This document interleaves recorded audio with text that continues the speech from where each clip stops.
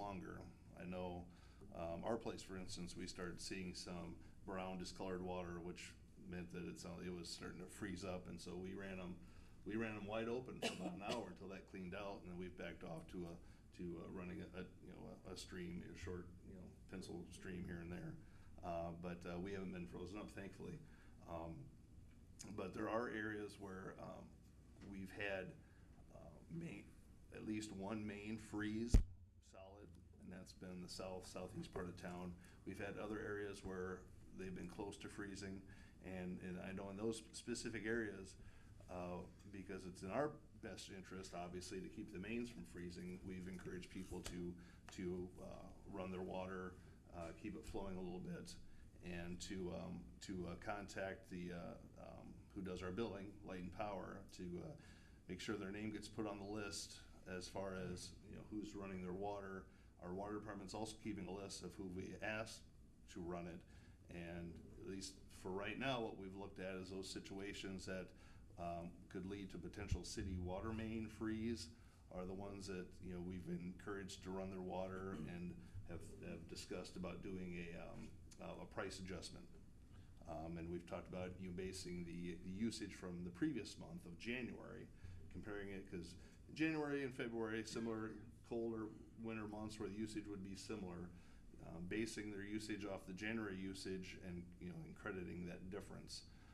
We haven't talked about doing that for everybody that's running their water, but we have talked about it where the mains could be a potential issue, and then the city would obviously have some interest in spending forgiving a few $100s in water and sewer rates than having several thousand in trying to dig up a main.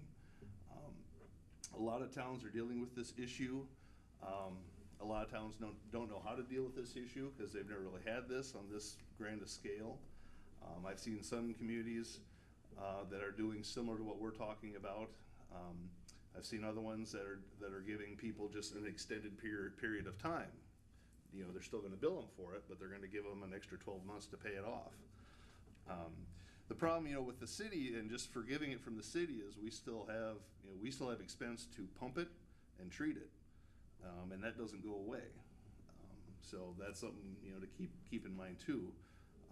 It is a homeowner's responsibility from the main on in, and I know plumbers are backed up. Some I've heard some a couple weeks, so it's a difficult situation. But we are out there. We are flushing lines and doing everything we can to keep things flowing. And I called the Red Cross last week to see if there's any way to get any type of bottled water or anything sent to the city that we could give to people that have frozen lines. And it hasn't been declared an emergency yet, so they weren't able to help us directly. But they did suggest offering the community to those that have frozen lines to come down to the fire station and maybe fill their water jugs.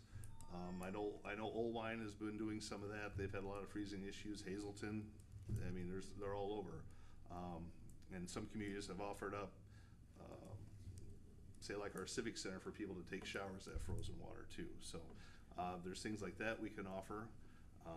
But I guess that's what we've been doing so far, and it's proving to be a challenge, that's for sure. But we can certainly talk and discuss if you want to do something different or additional or less or whatever. But that's kind of what we've been doing so far. So with the frost, as it